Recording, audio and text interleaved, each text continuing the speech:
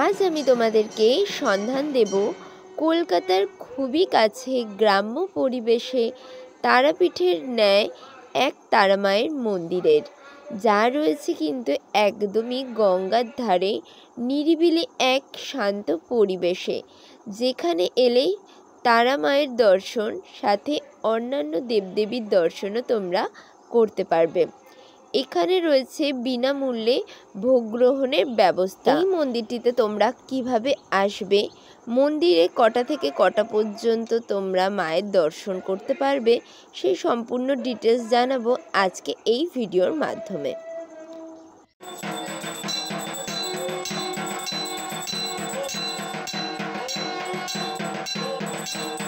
মন্দিরের পাশেই দেখো এত সুন্দর একটা গঙ্গার ধারে যাওয়ার রাস্তা। সকাল সকাল বেরিয়ে শিয়ালদা সাউথ ডিভিশনের দিকে ট্রেন ধরার জন্য রওনা দিয়ে দিলাম। শিয়ালদা স্টেশনে তো দেখতেই পাচ্ছ বোর্ডে কিন্তু দিয়ে দিয়েছে, বজবজ লোকাল অ্যানাউন্স করে দিয়েছে 8টা 35-এ ট্রেন ধরবো। এই যে 17 নম্বর প্ল্যাটফর্মে, এখান থেকে কিন্তু ট্রেনটা ধরে আমরা কিন্তু যাব আমাদের ডেস্টিনেশনে। তো এই যে ট্রেন কিন্তু ঢুকে গেল আমাদের।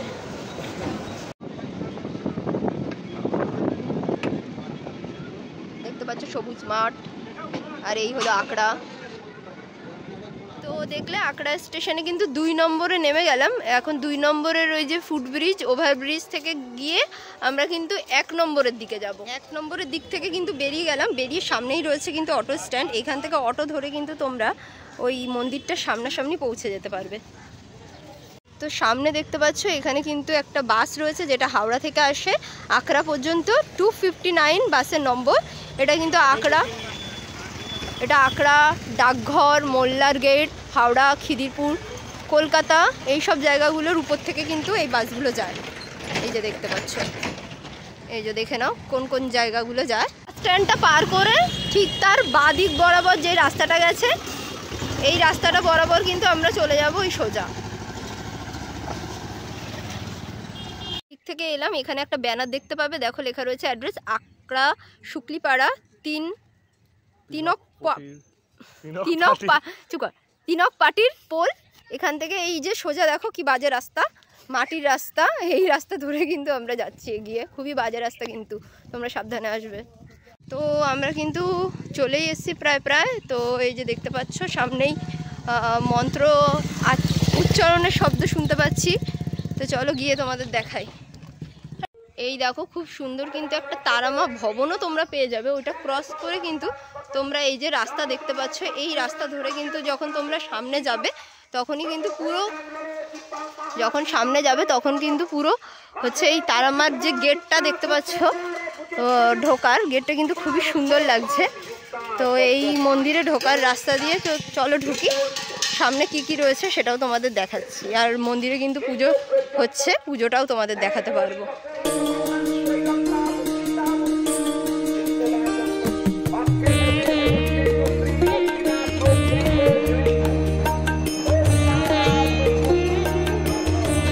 তো এই সামনে দেখো এখানে একটা জল রয়েছে, দেখো জলে পা দিয়ে কিন্তু যেতে হবে।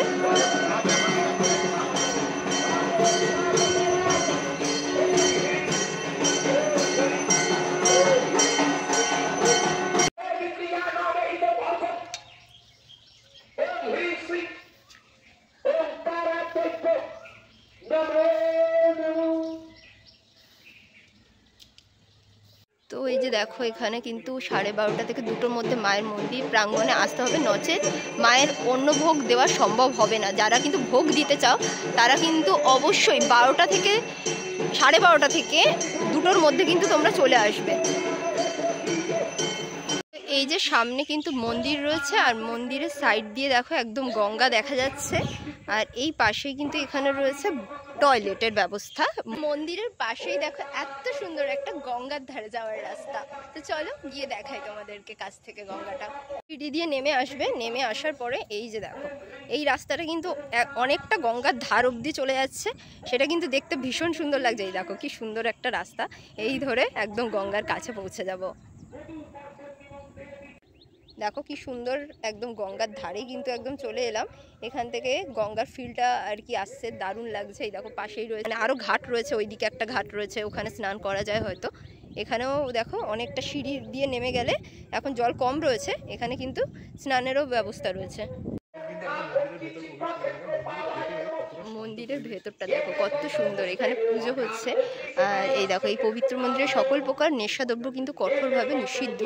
আর পুরো বট গাছ দিয়ে ঘেরা, চারিদিকে কিন্তু বট গাছ রয়েছে। আর অনেক পাখির আওয়াজও কিন্তু আমরা শুনতে পাচ্ছি, এত সুন্দর পাখির আওয়াজ আসছে। এই দেখো সামনেই কিন্তু একটা ছোট মন্দিরের পাশে লেখা রয়েছে এখানকার অ্যাড্রেস, ভাগীরথীর তীরে শ্রী শ্রী তারা মায়ের মন্দির। তো এখন যেহেতু পুজো হচ্ছে, তোমাদের আর কিছুক্ষণ পরেই কিন্তু তোমাদেরকে এখানে দেখাবো। এই দেখো এই যে গঙ্গার ঘাটের একদম পাশেই রয়েছে মায়ের স্নানের ঘর, মানে তারা মাকে কিন্তু এখানে স্নান করা হয়, পাশেই রয়েছে। দেখো অ্যারো করে দেওয়া রয়েছে। গেরুয়া বর্ণের পুরো মন্দিরটা, তো দেখতে কিন্তু অসাধারণ সুন্দর লাগছে। আর পুরোটা জায়গাটা দেখো এত সুন্দর লাগছে।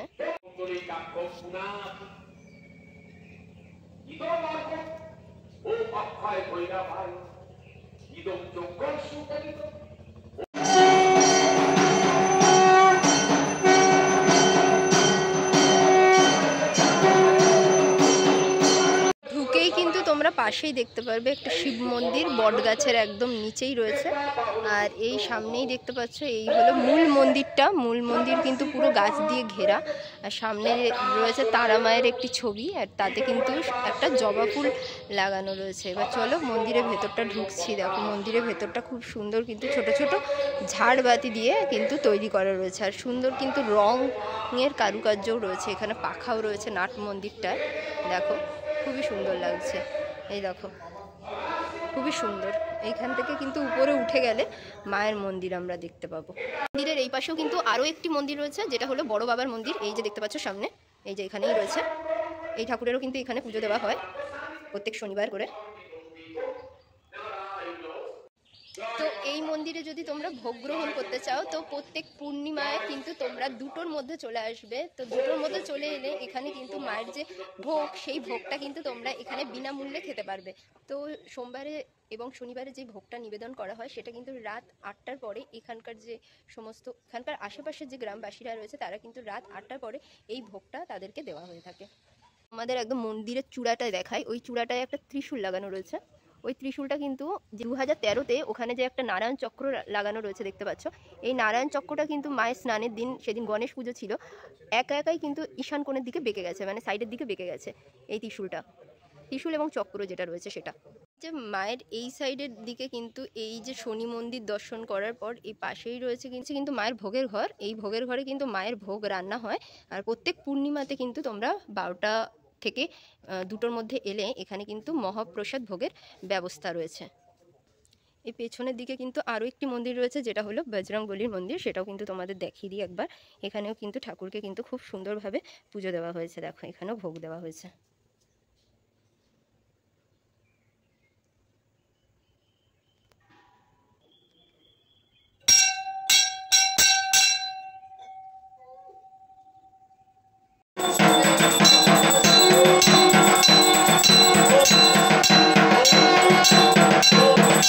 এখানে পাশেই রয়েছে দেখো মনসা গাছ, এখানে কিন্তু ভোগে দুধ কলাও দেওয়া হয়েছে। মানে আমরা ভালো টাইমেই কিন্তু এসেছি, যেখানে কিন্তু ঠাকুরের পুজো টুজোও আমরা দেখতে পেলাম। তো তোমরা 10টার মধ্যে চলে আসবে। ওই পাশ থেকে দেখালাম, এই হলো স্নানের ঘর। এখানে কিন্তু মাকে স্নান করা হয়। এই যে পেছনে দেখো সিঁড়ি, এই সিঁড়ি দিয়ে কিন্তু মাকে নামিয়ে এইখানে কিন্তু মাকে স্নান করানো হয়। তো সর্বসাধারণের প্রবেশ নিষেধ। তো তোমাদের কিন্তু মন্দিরের টাইমিংটা বলে দিই। এই মন্দিরটি কিন্তু সকাল 6টার থেকে খোলে এবং বন্ধ হয় কিন্তু সকাল 11:30টার মধ্যে। আবার তারপরে কিন্তু 4টের সময় আবার খোলে, বিকালে আবার বন্ধ হয় রাত 9টার সময়। তো এর মধ্যে যে কোনো টাইম কিন্তু তোমরা চলে আসবে, পুজোও দেখতে পারবে, প্লাস এখানকার যে সৌন্দর্য সেটাও কিন্তু উপভোগ করতে পারবে। দেখো কত সুন্দর চারিপাশটা। তো এবার আস্তে আস্তে কিন্তু উপরের দিকে যাচ্ছি, তোমাকে মায়ের মূর্তিটা কিন্তু দর্শন করাচ্ছি।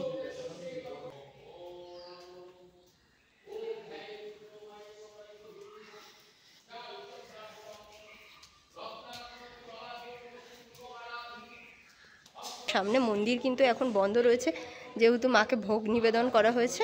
সামনে খুব সুন্দর একটি হলুদ এবং লাল ডিজাইন করা খুব সুন্দর একটি মন্দির দেখতেই পাচ্ছ তোমরা। আর দুটো পাশে কিন্তু ঘন্টা রয়েছে মায়ের একদম মন্দিরের সামনে। তো পুজো হলো। তো এই হলো তারা মায়ের বিগ্রহ, খুবই সুন্দর। দেখো তারা মায়ের যেরকম রূপ হয় সেরকম রূপেই কিন্তু এখানে মায়ের পুজো দেওয়া হচ্ছে এবং মায়ের চোখটা দেখো একদম মনে হচ্ছে কিন্তু জীবন্ত। পাশেই কিন্তু রয়েছে মায়ের বিশ্রামের জন্য একটি বেড। আর দেখতেই পাচ্ছ তো মায়ের রুমটা কতটা সুন্দর। তো এখানটা কিন্তু বলা হয় এটাই কিন্তু হচ্ছে মায়ের বাড়ি। তো মা যখন শান্তি খোঁজার জন্য আসে না, তো তখন কিন্তু এখানেই আসে, সেই কারণে এটা মায়ের বাড়ি বলা হয়। মানে আমাদের মা খুব জাগ্রত। একবার যদি মায়ের কাছে মন থেকে কোনো কেউ কিছু চায়, 3 মাসও টাইম নেয় না, মা তাকে দেবেই। আচ্ছা। দেবে যদি তার নিষ্ঠা ঠিক থাকে, বিশ্বাস ঠিক থাকে। মায়ের চোখই মায়ের সব কিছু আমাদের। মানে একটা নাস্তিক লোক, আমার ছেলে ভীষণ নাস্তিক, কিন্তু ও এলেও 10 বার এসে 10 বার উঠে শুধু মায়ের চোখ দেখাচ্ছে। একবার তোমরা দেখি, তো তোমরা শুনে নিলে যে মা কিন্তু এখানে খুবই জাগ্রত। 3 মাসের মধ্যে কিন্তু মায়ের এখানে সমস্ত মনস্কামনা মানুষের পূর্ণ হয়। সবসময় তুমি দেখো মায়ের চোখের মধ্যে। এটা আমরা মায়ের বাড়ি হিসাবে আমাদের ধরা হয় যে মা যখন ওখানে পাজল হয়ে যায়, তখন মায়ের তো একটা শান্ত শিষ্ট পরিবেশ, ওই জন্য মায়ের এখানে বেড থেকে আরম্ভ করে খাট, বিছানা, এসি সবকিছু মাকে আমাদের রাখা হয়েছে। এবং আমাদের যে নিচে যিনি কথা বললেন তোমাদের সঙ্গে, এখানে উনি হচ্ছেন আমাদের এই মন্দিরের সব। আচ্ছা, ওনার হাতেই সব।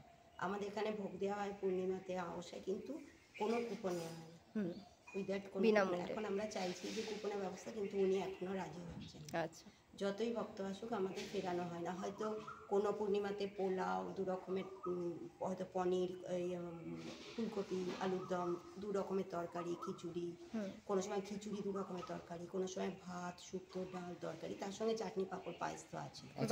পূর্ণিমাতে ভোগটা কখন খাওয়ানো হয় ভক্তদের? পূর্ণিমার ভোগটা খাওয়ানো হয় 12টা থেকে 2টোর মধ্যে, সবাইকে আসতে বলা হয়। বা 2টোর পরে কেউ এলে আমরা ফেরাই না। হয়তো কোনো ওই যে ভোগটা হয়েছে সেটা হয়তো শেষ হয়ে গেল, কিন্তু তার সাবস্টিটিউট আমরা কিছু না কিছু করে দিই। আচ্ছা, মানে আমরা ভক্তকে ফেরাই না। এছাড়া প্রতিদিন নিত্যদিন একাদশী ছাড়া চিরা ভোগ, মায়ের ফল প্রসাদের ভোগ, ওই জন্য নামরে সব নামরে দেখেছো তখন সাজানো ছিল, সব ওই ফল প্রসাদের ভোগ সব আমাদের ভাগ করে, যত দর্শনার্থী আসে সবাইকে ভাগ করে দেওয়া হয়। এছাড়া সোমবার আর শনিবার দিন সন্ধ্যাবেলা, সোমবার দিন বাবার ভোগ হয়, যেটা হয় লুচি ভোগ। আর শনিবার দিন হয় বড় বাবার ভোগ, সঙ্গে মায়ের, ওটা হচ্ছে খিচুড়ি ভোগ। ওগুলো সবাইকে দেওয়া হয়, যত ভক্ত আসে। ওটা হচ্ছে সন্ধ্যাবেলা। হ্যাঁ, ওটা 7:30 থেকে শুরু হয় ভোগটা দিয়ে। মায়ের আরতি শেষ হয়, তারপরে কোনো দিন এসে এখানের আরতি বা এখানের যে অমাবস্যার পুষ্পাঞ্জলিটা, মানে এখানে এটা এখনো পর্যন্ত আমার দেখাতে, আমার এতটা বছর বয়সে আমি দেখিনি এত সুন্দর, যেটা সুন্দর অঞ্জলিটা আমাদের এখানে দেওয়া হয়। অমাবস্যা পুজো কখন শুরু হয়? অমাবস্যা পুজো পড়া অনুযায়ী, যখন রাত্রিটা ধরেই হয়, যেদিনে রাত্রি হয় সেই রাত্রিটা ধরেই অমাবস্যা। আচ্ছা আচ্ছা।